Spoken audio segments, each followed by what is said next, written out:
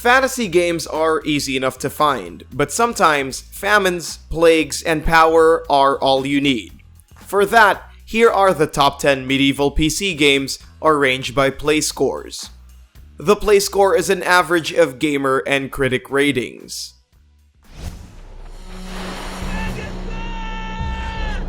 Opening at number 10 is Chivalry, Medieval Warfare. We're starting off with something straightforward with this game from Torn Banner Studios. Just from the title itself, it's already oozing with medievalness. But despite the name, chivalry, the religious, moral, and social code that knights abide by, doesn't seem all too present here. As a multiplayer hack and slash game, your only goal is to fight for glory. What makes Chivalry special is its melee combat, which, like the landlords of its time, is well executed.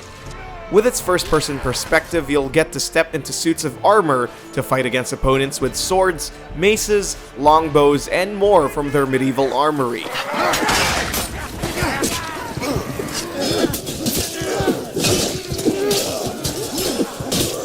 Though it's set in a fictionalized world, it does present a pretty believable Middle Ages, complete with the appropriate artillery for dueling, pillaging, and storming the gates. Released in 2012, Chivalry, the franchise, certainly isn't dead, with a sequel coming sometime in 2020. But for now, it's a great medieval jump-off point with a play score of 8. Coming in at number 9 is Banished.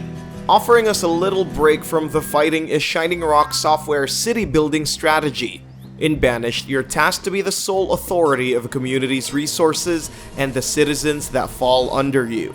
It's a beautiful simulation with minimalist visuals and stunning architecture that make you feel immersed in their isolated wilderness.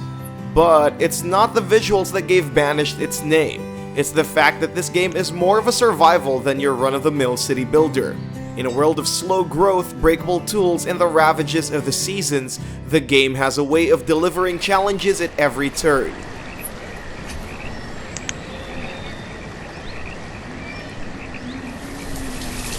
It's that refreshing difficulty that makes it actually fun. While its means, livelihoods, and difficulties might seem pretty medieval to most of us, historians might beg to disagree. But if you're hankering for more of castles, shiny armors, and feudal systems, Banished actually has mods that'll gladly give you that experience. It has a play score of 8.09. Beheading at number 8 is Mordhau. No, you're not seeing double. Released just in 2019, Mordhau basically improves on what Chivalry offered.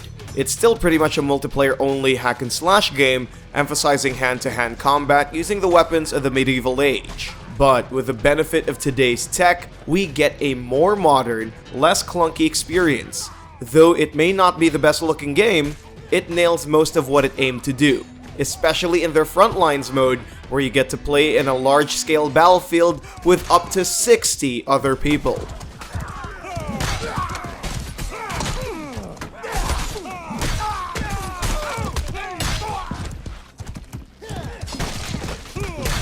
On top of the refined combat experience, there's also the customization, which allows you to create and edit your own mercenaries from body type, face, and voice, to armor types and weapons that affect the way you fight in the battlefield. It's a realistic take on the middle-aged combat, and paired with its vibrant visuals, Mordhau is a great hub for fans of the period. It has a play score of 8.1. Coming on number 7 is Kingdom. Though it abandons all notions of realism, this game's spin on medieval monarchy is hard to miss.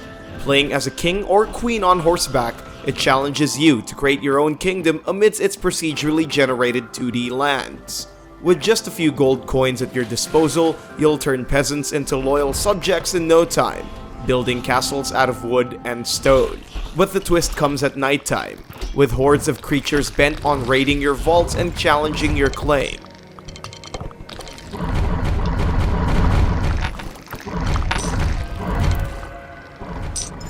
It's ultimately a strategy and resource management hybrid, with simplicity that makes it easy to get players hooked. However, with not enough variety despite its expansive randomly generated world, that simplicity does come at a cost. But if it's an experience you want, Kingdom's gorgeous pixel art style and beautiful soundtrack gladly delivers. It has a play score of 8.14.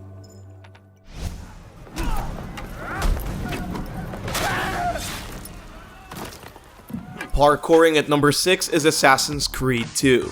What is arguably the height of the Assassin's Creed series, this second installment took us into the shoes of Ezio Auditore da Firenze, from his birth in Florence to the subsequent events of his life in different parts of Italy. Ezio's adventures have always been the highlight of the series, as it took us into the lives of 15th century icons through his perspective of important events. Featuring Renaissance icons and most especially Desmond's time outside of the Animus, it's not strictly a middle-aged drama, but with the use of its open-world format and its engaging assassin combat, it offers an up-close, albeit heavily fictionalized look at the period that you won't get anywhere else.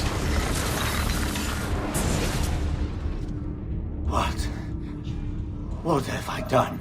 Explore 15th and 16th century as Ezio takes on a quest of vengeance against his family's traitors and the infamous Knights Templar. Live amongst the assassins, fight with their weapons, and admire the architecture. All that for a play score of 8.28.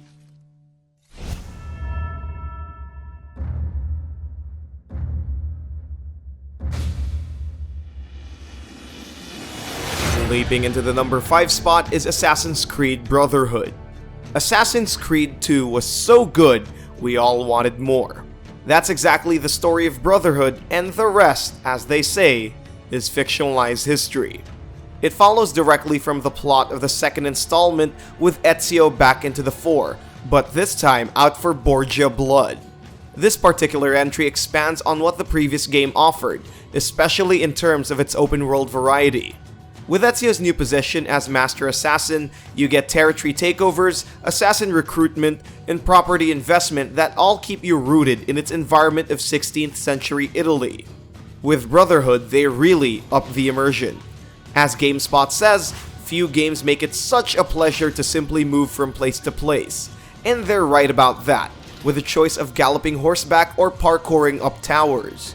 For fans of the period, Brotherhood is a definite breath of fresh air, and it gets a play score of 8.59. You must protect him, Amicia. Here at number 4, we have A Plague Tale, Innocence. Sure, Assassin's Creed may not all be the sunshine and rainbows, but with our 4th entry, things are about to get real dark. A game from independent developer Asobo Studios, it earned top ranks in our list of the top games of 2019. Despite some lukewarm reviews from critics disappointed by its sometimes clunky writing and just decent stealth gameplay, it still garnered rave reviews from gamers who loved its gruesome and painfully real story. Pursued by the relentless Inquisition and unending swarms of ravenous rats. There. Thrust into a brutal new reality, they will confront dangers no child should ever face. Telling the tale of two siblings, Amicia and Hugo, Innocence ironically paints a harrowing picture of the plague-ridden 14th century that invites all kinds of disillusionment. It's not a happy story by any means, but it's visually stunning and it's packed with puzzles that make it worth every minute. Come on.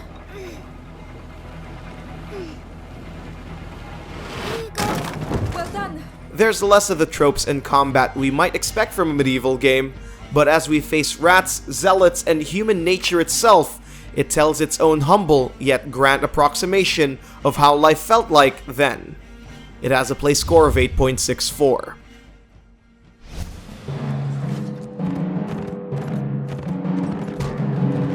Third place belongs to Mount & Blade Warband.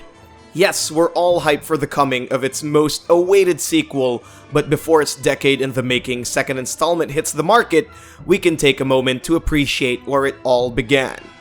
Well, as the standalone expansion to the original Mount & Blade game, it's not exactly where it all started, but it was with this title that the series delivered on the potential of their premise. Unlike the RPGs of its time, Warband did away with all the fantasy elements and instead stayed true to the medieval realism. But as fun as it is to create your own zero to hero story from scratch, what really made the game was its multiplayer modes. Oh, here we go, here we go. Oh, money. Got it again. With 8 different types, you get to experience the fullest of their combat, commanding warbands, Alright, left side, go, go, go, go, go. Go. dueling 1v1, and sieging castles, as a game in the 2010s. Warband had a lot to offer, but if you don't mind its obvious age, there's still a lot of fun to be had while waiting for the upcoming sequel. It has a play score of 8.64. It's all Deus Vault at number 2 with Crusader Kings 2. After all the up-close looks, this next game provides us with a new perspective on the age. It's one of Paradox's most popular grand strategies, anchoring on the power struggles inherent in medieval systems. Where most games focus on certain periods, our second spot takes us on a ride through the centuries. It's a dynasty simulator that lets you control a whole lineage, following them through the start of the 11th century all throughout the 14th. As such, it's a historical field trip.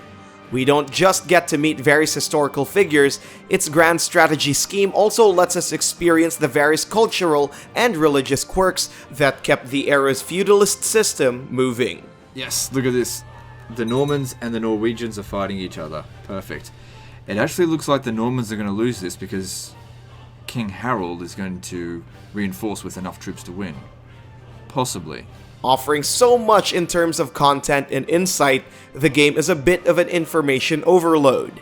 But if you can get past that, you'll discover one of the best medieval strategies out there with a play score of 8.65. The reign of the old shogunate is over. And the best medieval game is Total War Shogun 2. We end this list far away from the Western medieval notions we're used to. Set during the Ashikaga Shogunate, Total War's return to the region is right smack in Japan's medieval period. Attack! On the line, sir! Instead of kings and knights, we get shoguns and samurai, but all of them are still fighting to gain more power and control. Unlike the previous game, which had a global scope, this entry shines a spotlight on the Japanese islands and provinces. You get to choose between 9 major clans, each with their own advantages that'll change the way you play. This allows you to see firsthand the unique interactions between the Japanese territories, not entirely guided by religion, but by different methods of diplomacy and militaristic action. Shogun 2's campaign combines graphical excellence with accessible commands. You can easily deploy your troops and choose precisely what you want to do. Whether it's signing an alliance, besieging an enemy capital, blockading a foe, or committing your entire army to an epic attack. In a series that's usually focused on Western and Middle Eastern battlefields, this installment's unique and effective gameplay still managed to make it Total War's highest rated title yet. It has a play score of 8.84.